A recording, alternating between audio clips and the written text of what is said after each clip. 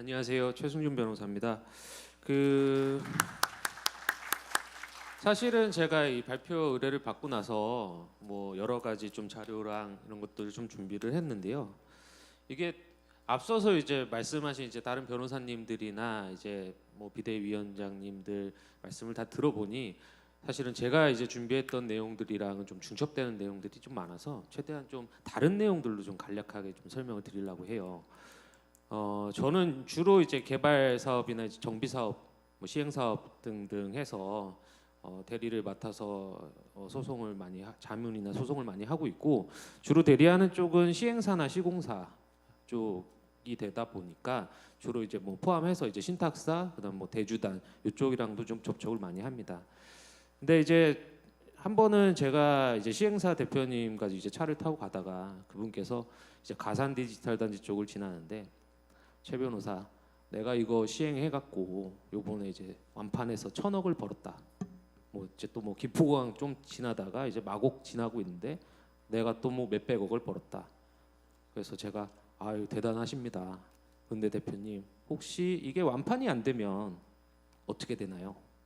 라고 여쭤봤는데 대답을 못 하세요.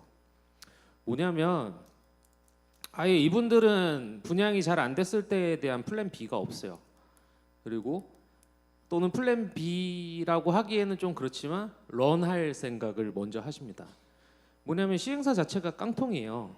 깡통이고, 물론 이제 시행 사업을 정말 열심히 적법하게 하시는 분들도 있지만 그렇지 않은 분들도 있어요. 그러니까 어느 정도냐면 그러니까 지어놓은 건물의 하자 보수를 위해서 시행사에 좀 일부 재산을 남겨놓고 청산하지 않는 그런 분들이 도덕적이다라고 느껴질 정도예요. 어떻게 보면 당연한 건데도.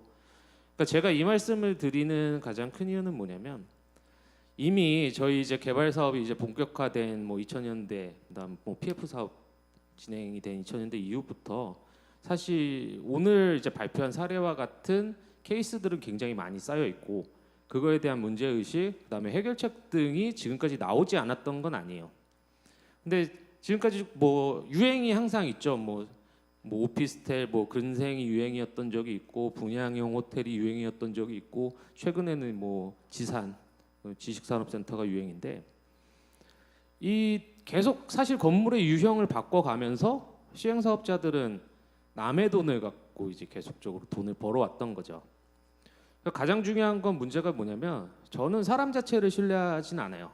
상황이 이제 사람을 만드는 건데, 지금 쭉 개발 사업이 진행됐던 순간서부터 상황이, 건물의 유형은 바뀌었지만 상황이 크게 안 바뀌었어요. 그러니까 그때부터도 남의 돈 갖고 건물 올려서 돈 버는 데에 아무도 문제를 제기를 하지 않고 있고, 물론 이제 돈 빌려주는 대주들은 나름대로 이제 엑시트할 수 있는 구조들은 다 설계를 해놨고, 그분들은 크게 손해 보는 경우가 없어요.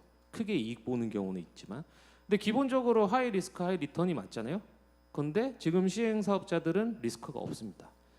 그러면 돈이 되는 구조에서는 똥파리들이 사실은 낄 수밖에 없어요. 그러니까 뭐 요즘은 그래도 많이 개선됐지만, 예전에 한창 재건축 재개발 유행할 때 정비사업 조합장은 일단 구속부터 되고 시작이 되는 거예요. 이것저것 불법적인 일들을 하도 많이 해서. 시행 사업도 사실은 마찬가지죠. 제가 이 말씀을 드리는 거는 여러분들이 지금 싸워서 이겨야 되는 상대방이 어떤 도덕적 수준을 갖고 있는지에 대한 정확한 이해가 좀 필요하다라는 거예요. 그리고 이제 앞서서 이제 다른 변호사님들께서 이제 정책적으로 어떤 입법들이 필요한지 구체적으로 말씀을 해주셨지만, 가장 근본적인 거는 사람에 대한 이해라고 저는 생각을 합니다. 그러니까 어떤 산업이든 돈이 된다 그러면 똥파리들은 끼어 들어올 수밖에 없고, 그러면 허들을 사실은 높이는 방법밖에 없고, 그렇다면 사업 시행을 한다고 할 때 자본금 요건을 좀 급진적으로라도 강화를 해야 되지 않을까. 그리고 뭐 제가 이렇게 얘기하면 뭐 정치적으로 문제가 될 수도 있는데, 저는 사실 건물은 지을 만치 지었다라고 생각을 해요. 뭘 더 얼마나 더 지어서 더 분양을 해서 할지는 모르겠지만, 제가 아까도 이제 대주랑도 사실 접촉을 많이 한다고 그랬는데, 지금 부동산 경기가 이 모양이 됐는데도 그분들은 아직도 여기저기 돈을 빌려줄 생각만 하고 있어요. 정책적으로 이제 정부에서 뭐 PF 사업장 관리를 뭐 사업성이 없는 거를 뭐 정리한다 만다 하는 와중에도 지금도 또 돈을 사업 시행자한테 빌려 줘서 뭐 지산을 또 어디에다가 또 만드네 마네 막 이러고 있어요. 문제는 뭐냐면 지금 경기에서 과연 그분들이 돈을 빌려줬을 때 수분양자의 도움 없이 사업 진행이 가능할까? 지금은 수분양자 돈이 없으면 진행이 안 돼요. 그러니까 어떻게든 분양률을 높이려고 과대 광고를 해서 사기 분양을 하는 거고. 그런데 완판이 안 돼서 분양 대금이 사업 진행에 쓸 분양 대금 부족하면 공사 대금 쓸 돈이 없으니까 공사 날림으로 하는 거고.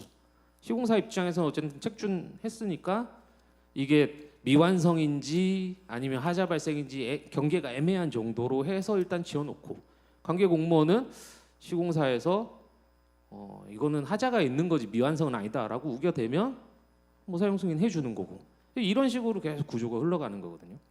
그러니까 기본적으로 좀 허들을 높여야 이 문제가 좀 많이 해결이 된다. 그다음에 대주의 엑시 방안뿐만이 아니라 결국에 수분양자의 엑시 방향도 좀 이제 좀 만들어내야 되지 않을까. 기본적으로 저희가 수분양 계약을 하고 나면 해지하기가 상당히 힘들어요. 그게 이제 또 다시 회귀하면 선분양의 특징 때문에 그래요. 대법원에서는 지어놓기 전에 계약을 했으니까 짓다 보면 변경이 될 수 있는 것도 아니냐.